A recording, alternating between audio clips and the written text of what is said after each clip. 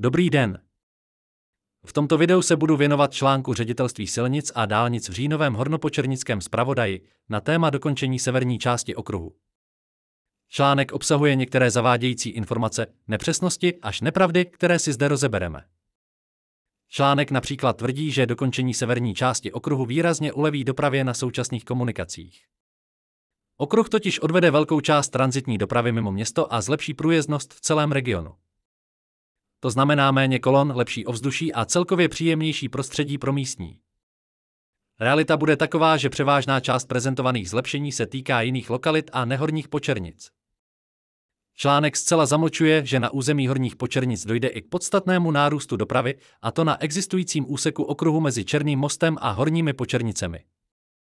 Na úseku, kde by v budoucnosti bez realizace severní části okruhu jezdilo 113 000 aut za den, bude při realizaci severní části okruhu jezdit téměř 133 000 aut za den.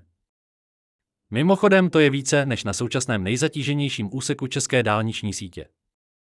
Kvůli dokončení severní části okruhu zde tedy bude jezdit o 20 000 aut za den více, než kdyby severní část okruhu postavena nebyla, a dojde prakticky ke zdvojnásobení dopravy oproti dnešnímu stavu. Tímto vysokým nárůstem dopravy bude pravděpodobně překročena kapacita této komunikace a to povede naopak ke vzniku kolon, a to i na dálnici D11, jak ostatně dokládají výsledky mikrosimulace ve studii, kterou si nechalo Ředitelství silnic a dálnic v minulosti zpracovat. Po dokončení okruhu to zde může vypadat jako v současnosti na sjezdu z dálnice D5 na okruh směr Ořech.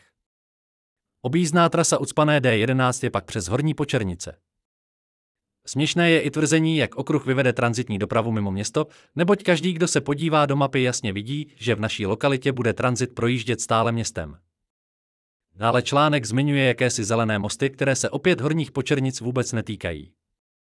Jak je na zásadních rozporech obsahu článku s realitou vidět, nejde ani tak o informační článek, ale o propagační článek Ředitelství silnic a dálnic.